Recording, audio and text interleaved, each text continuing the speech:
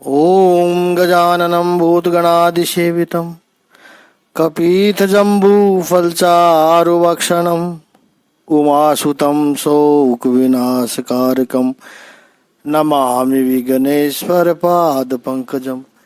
कृष्णाय वासुदेवाय हरे परमात्मने प्रणतः क्लेशनाशाय गोविन्दाय नमो नमः। ओम श्री महापुरुष देवाय नमः। ओम श्री गुरुदेवाय नमः। ओम आनंद स्वरूप भगवान की जय। ओम शांति स्वरूप भगवान की जय। हमारा चिंतन गीता अध्याय 16 पे चल रहा है। आज गीता अध्याय 17, गीता अध्याय 3 श्लोक 17 को लेंगे। गीता अध्याय 3 श्लोक 16 पे चल रहा है। आज लेंगे गीता अध्याय 3 का 17वां श्लोक। यज्ञ चक्र, प्रभु कह रहे हैं कि सृष्टि का यज्ञ चक्र चल रहा है। चक्र का एक केंद्र होता है, केंद्र बिंदु से सारी त्रिज्याएं सब एक समान होती है, सारी रेखाएं एक समान होती है, उसे बोलते हैं चक्र, सर्कल। सारी त्रिज्याएं समान अंतर पर होती है उस केंद्र बिंदु से, यह सर्कल की विशेषता होती है। तो सृष्टि भी एक चक्र है।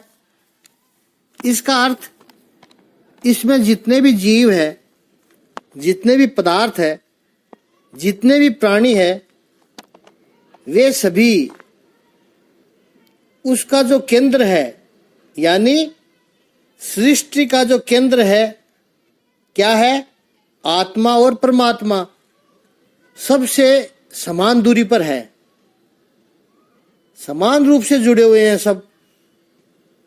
अब कोई अहंकारी व्यक्ति ऐसा माने कि मैं बहुत बड़ा हूं, मैं बहुत इंपॉर्टेंट हूं, तो उसके अपने विचार है, लेकिन वास्तविकता यही है कि हम सब छोटे से लेके बड़े तक उस सृष्टि चक्र के हिस्सा है। जैसे मशीन में बड़े पार्ट्स का भी महत्व है और छोटे से पुर्जे का भी उतना ही महत्व है, इसी तरह इस सृष्टि में छोटे से छोटा जीव भी होगा, उसका भी महत्व है। तभी कहते हैं जो पशु जातियां हैं, वनस्पतियों की जातियां हैं जो नष्ट होने के कगार पर है, विलुप्त हो रही है, उन्हें बचाओ, उन्हें बचाया जाए।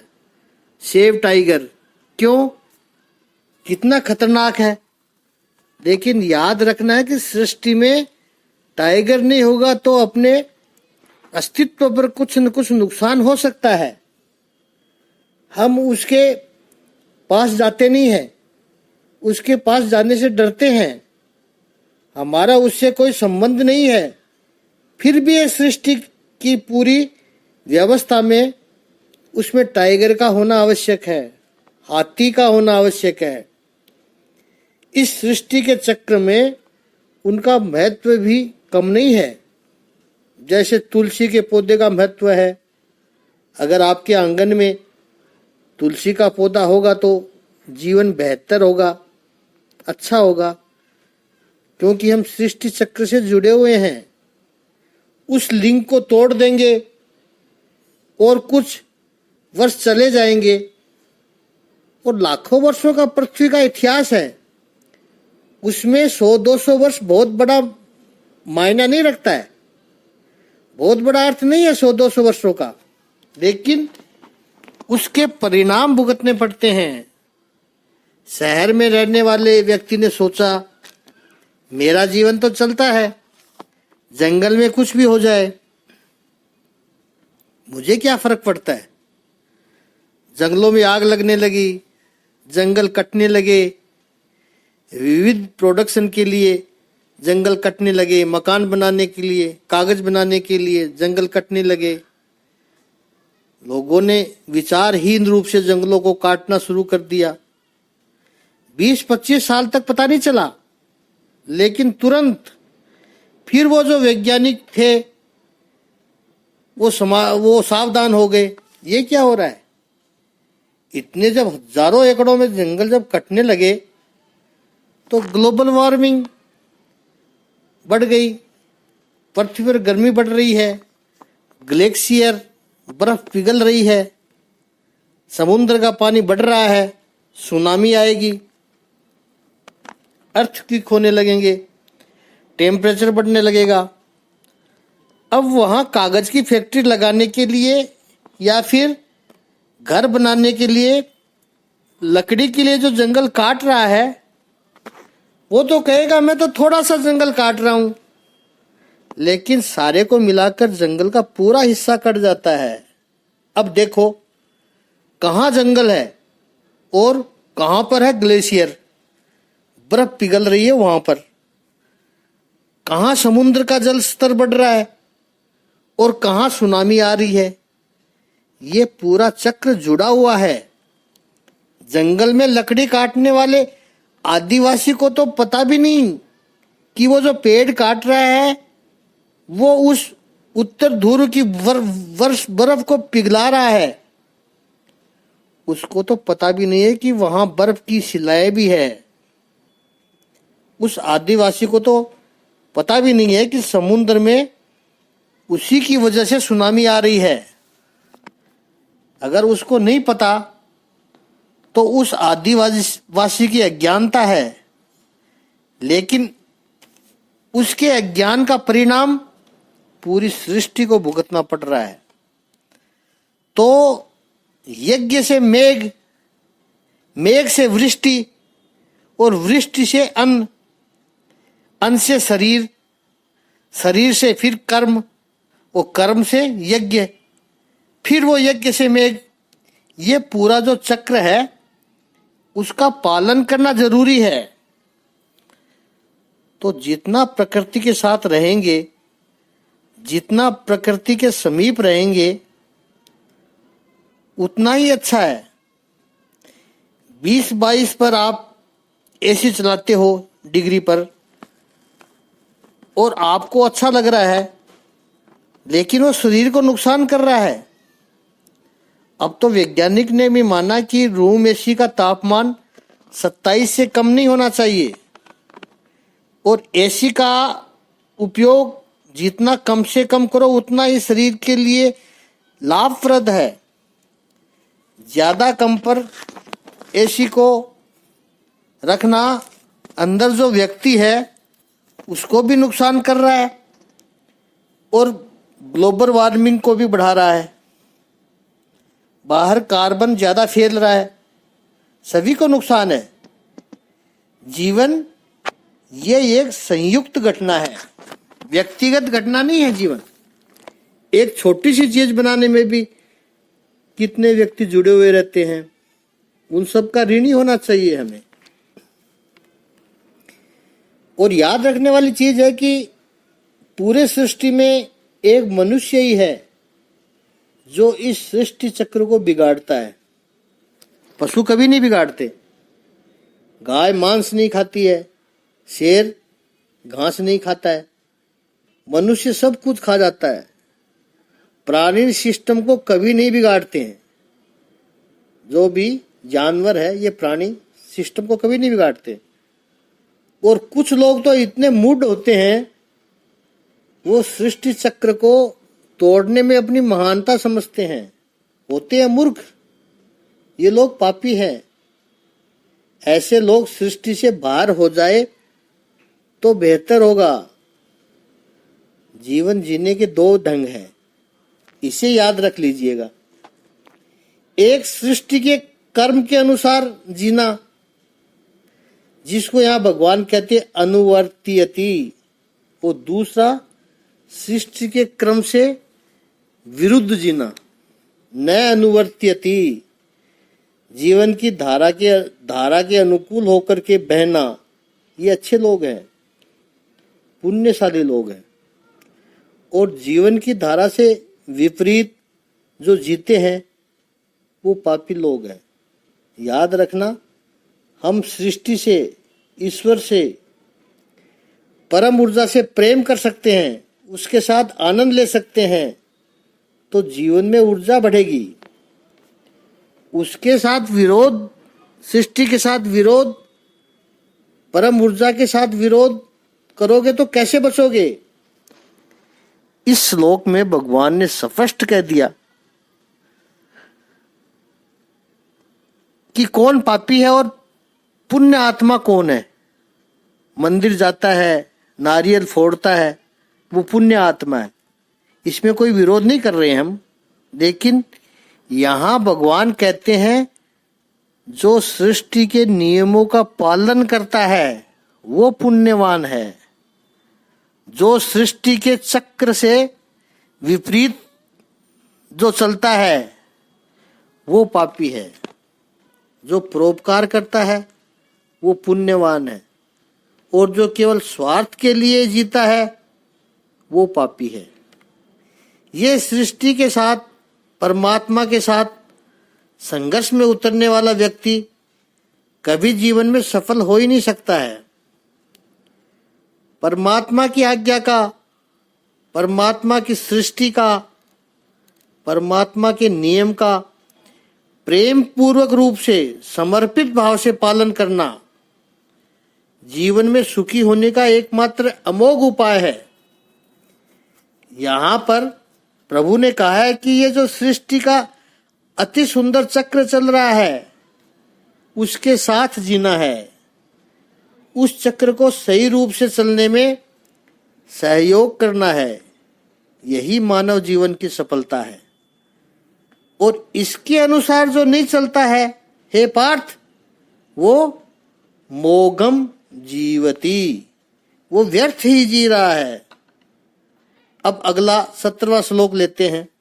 गीता अध्याय 3 श्लोक 17 का शाब्दिक अर्थ है कि किंतु जो व्यक्ति आत्मा में ही आनंद लेता है तथा जिसका जीवन आत्म साक्षात्कार युक्त है और जो अपने में ही पूर्णतया संतुष्ट रहता है, उसके लिए कुछ करणीय कर्तव्य नहीं होता है। जो मनुष्य स्वयं में, अपने आप में ही रत है, आत्मरमण करने वाला है, जो स्वयं में तृप्त है, बड़े सुंदर शब्द है ये, आत्मरति, आत्मतृप्त च, आत्मनि एव च संतुष्ट है, जो आत्मा में ही संतुष्ट है। तस्य कर्म न विद्यते, उसके लिए कुछ करने को है ही नहीं।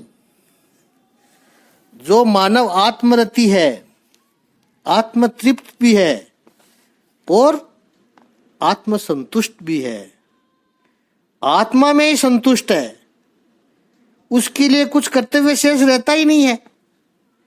इस सुंदर श्लोक को समझें।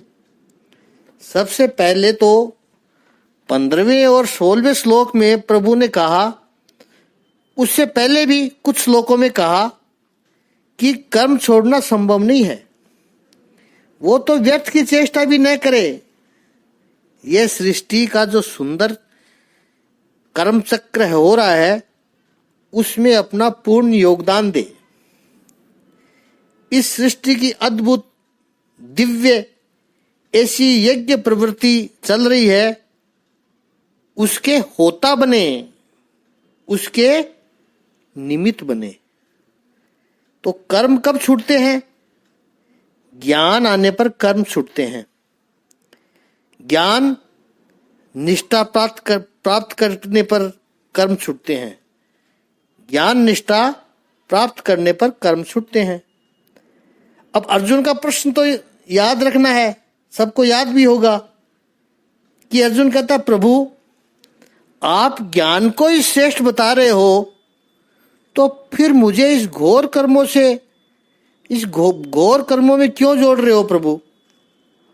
तो कर्म का आरंभ कैसे होता है? अज्ञान से। अज्ञान की वजह से कामना निर्माण होती है, इच्छा निर्माण हुई और उसकी वजह से कर्म। तो अज्ञान से कामना और कामना से कर्म। यदि अज्ञान नष्ट हो गया तो कामनाएं नहीं रहती है, और कामना नहीं रहती है तो कर्म का कोई प्रयोजन नहीं रहता है। लेकिन यहां जो प्रभु कह रहे हैं तू, यहां पर तू का अर्थ है परंतु के अर्थ में कह रहे हैं प्रभु। 16वें श्लोक में प्रभु ने कहा कि कर्म छोड़ते हैं लोग, लेकिन कौन है वो? इंद्रिय रामो अघायु, केवल इंद्रियों में रत रहने वाले, इंद्रियों को खुश रखने वाले पापी लोग, वे लोग कर्म छोड़ने की बातें कर रहे हैं। केवल विषयों से ही सुख लेने वाले।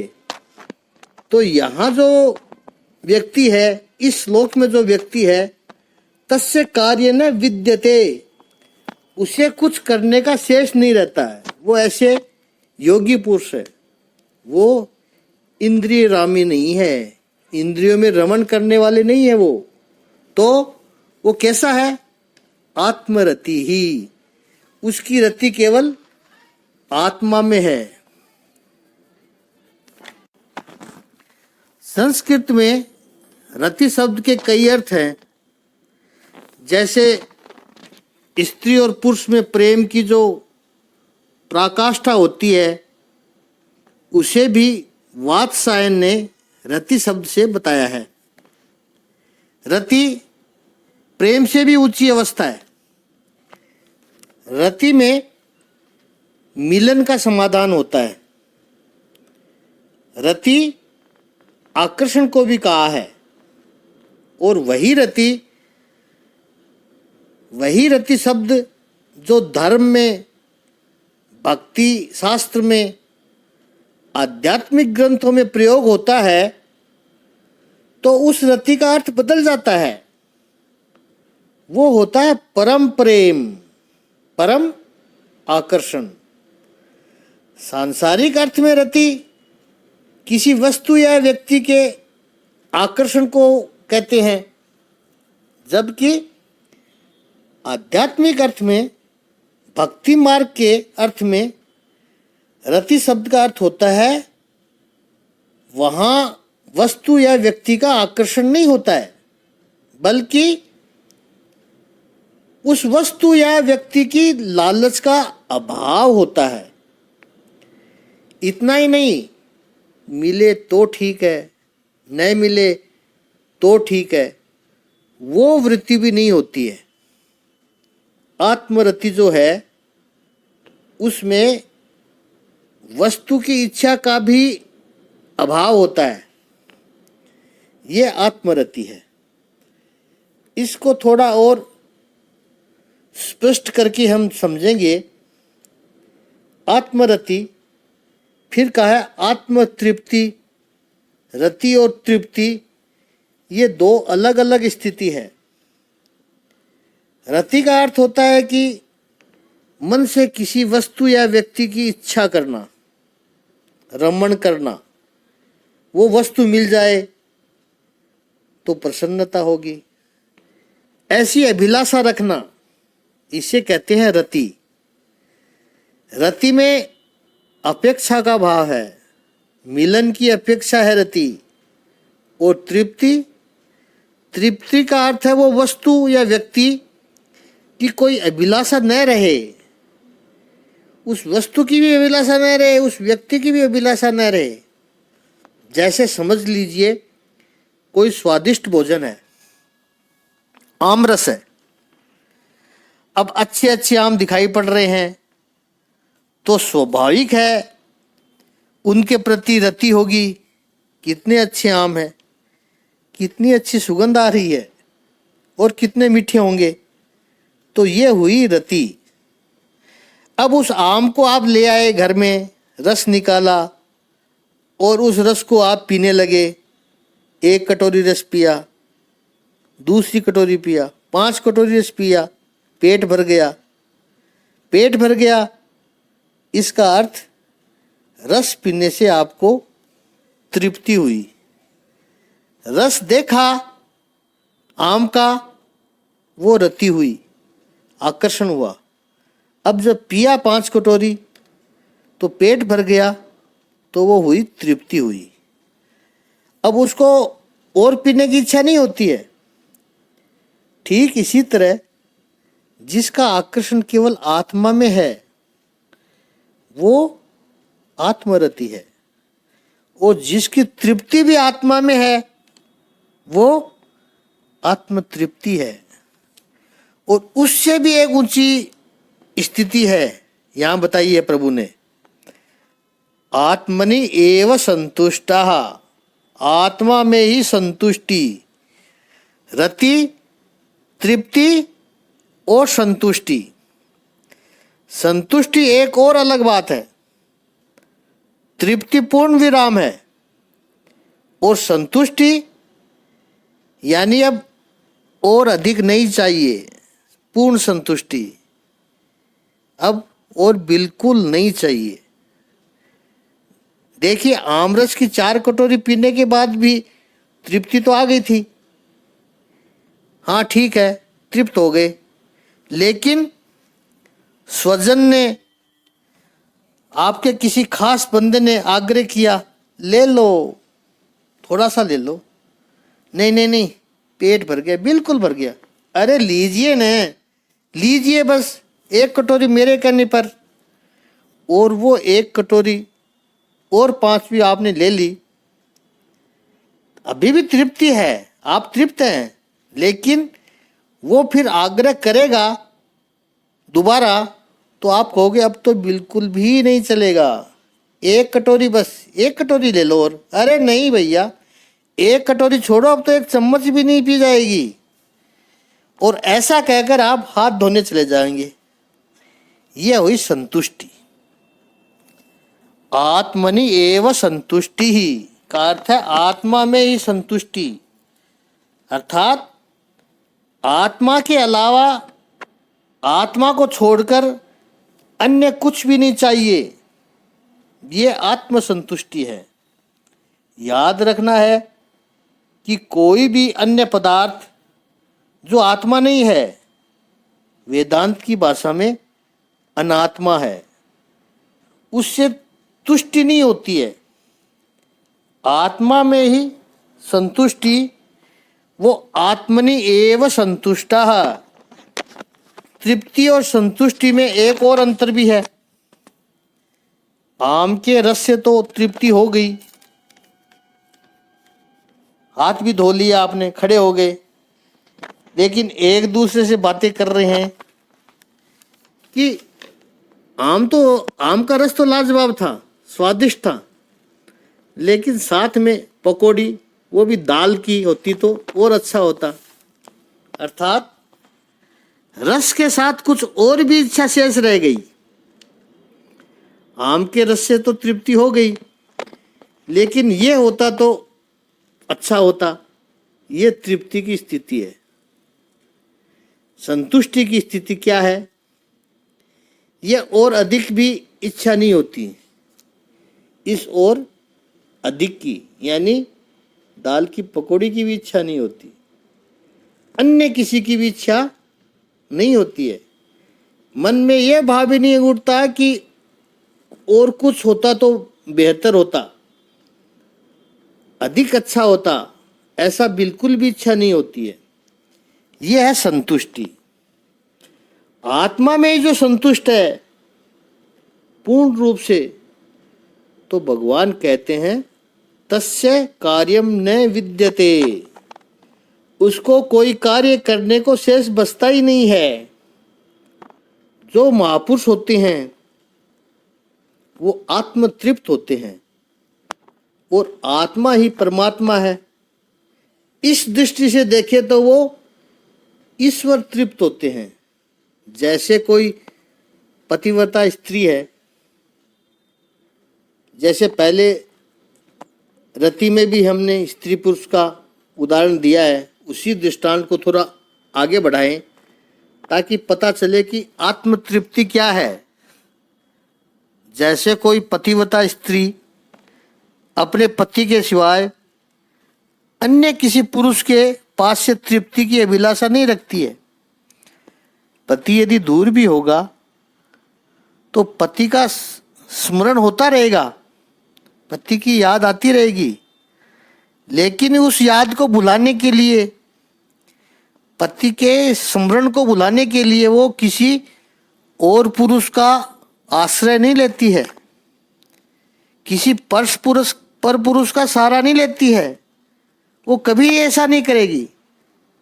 ठीक ऐसे ही ये जो महामानव है, महापुरुष है, साधक है, वे प्रभु के विरह में उन्हें वेदना होती है, लेकिन प्रभु से ही संतुष्टि चाहते हैं, प्रभु से ही तृप्ति चाहते हैं। वो प्रभु के विरह की वेदना को भुलाने के लिए संसार के अन्यत्र किसी साधन के पास नहीं जाते, अन्यत्र साधन की अभिलाषा भी नहीं रखते हैं। मीरा ने कहा, मेरा तो गिरधर गोपाल दूसरों न कोई। ईश्वर विरह की वेदना है तो चलो उसको भूलने के लिए थोड़ा सा महफिल में जाएं, थोड़ी उधर उधर जाकर घूम ले ताकि वो विरह कुछ कम हो जाए। नहीं, वो वेदना होगी तो चलेगा, और वेदना की तृप्ति भी चाहिए तो केवल मेरे प्रभु के पास से ही चाहिए, संसार से तो कतई नहीं चाहिए। ये भाव आत्मतृप्त है, इसे अच्छी तरह समझना है। इसके पीछे क्या थॉट है, क्या दर्शन है, उसको समझना है।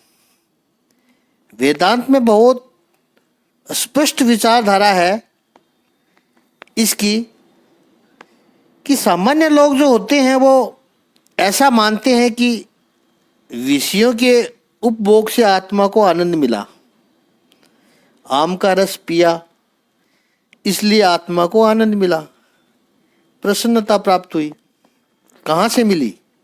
आम के रस से मिली, और कहाँ से मिली? ये सामान्य लोगों का दृष्टिकोण है, ये संसारिक लोगों की समझ है जो वास्तविक रूप से ना समझी है।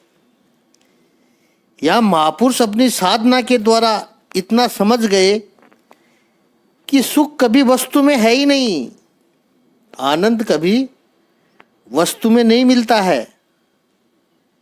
आनंद का केंद्र जो अपने भीतर है, आत्मा में है, तो आनंद भीतर से प्रकट होता है। कैसे प्रकट होता है? आनंद भीतर था, आम का रस केवल निमित्त बना, इसलिए जो भीतर आनंद था उसकी अनुभूति हुई। यदि आनंद मेरे भीतर न होता तो बाहर आम का रस तो छोड़ो, हजारों प्रकार के विषय लाए जाए, ऑब्जेक्ट लाए जाए, तो भी अगर भीतर आनंद नहीं होगा तो बाहर नहीं प्रकट होगा। इसको एक दृष्टांत से समझते हैं। जिस व्यक्ति ने अपने स्वजन को खोया है, समझो किसी महिला को आधा घंटे पहले समाचार मिले कि उसका पति अकस्मात चल बसा इस सृष्टि से, वो शोक्ड है, उसने अपना पति खोया है। वो अपने पति को बहुत प्यार करती थी। अब यह उस महिला को समाचार देने के बाद वही आम का रस बेस्ट क्वालिटी अल्फांजो या जूनागढ़ के केसर के आम का रस एकदम बेहतरीन क्वालिटी दो, वो नहीं लेगी, उसको कोई एंजॉय नहीं होगा उसमें। जिस आम के रस ने आपको आनंद दिया, तो क्या उस रस से उस महिला को आनंद मिलेगा? नहीं मिलेगा। यदि आनंद रस में होता, उस आम में होता, तो उस महिला को आनंद मिलना चाहिए था, नहीं मिला तो वो ना कहेगी। और एक बात और देखिए आप, जिसको आमरस बिल्कुल पसंद नहीं, उसको आनंद नहीं मिलेगा। उसको आप आमरस दोगे, बेहतरीन क्वालिटी के आम है, स्वादिष्ट अमरस बना है, लेकिन वो नहीं, वो कहेगा नहीं मुझे नहीं चाहिए, मुझे पसंद नहीं है। तो अगर आम के रस में ही आनंद होता तो उसको भी आनंद मिलना चाहिए था। आप कहोगे, उस स्त्री को भी अगर आप पहले वो आम रस दोगे तो वो ना करेगी। आप कहोगे तुमने 2 दिन से कुछ नहीं खाया, थोड़ा सा ले लो, और चम्मच भर के उसमें उसके मुंह में डालोगे तो वो रस निगल जाएगी मात्र, लेकिन उसको कुछ भी अच्छा नहीं लगेगा। 5-6 चम्मच मुश्किल से आपने डाले, वो कहेगी बस, शरीर में तो भूख होगी, 2-3 दिन से कुछ नहीं खाया है, लेकिन उसको वो आमरस बिल्कुल अच्छा नहीं लगेगा। तो यही बात सिद्ध करता है कि आनंद या सुख कभी किसी वस्तु में नहीं होता, वो आनंद हमारे भीतर है, हमारी आत्मा में है। वस्तु तो केवल निमित्त बनती है भीतर के आनंद को प्रकट करने के लिए। और अगर साधक इस स्थिति पर जाता है कि यदि मेरे भीतर ही आनंद का स्रोत है तो फिर बाहर की वस्तु को मैं क्यों निमित्त बनाऊं, उसके बिना भी मैं आनंद ले सकता हूं। आत्मा को आनंदित करने के लिए मुझे बाहरी सपोर्ट की, ये बाहरी निमित्त की आवश्यकता नहीं है। यह स्थिति जिसकी आई वो है आत्म तृप्त। आगे का चिंतन कल करेंगे, बड़ा अच्छा चिंतन चल रहा, कल इस पे और चिंतन होगा।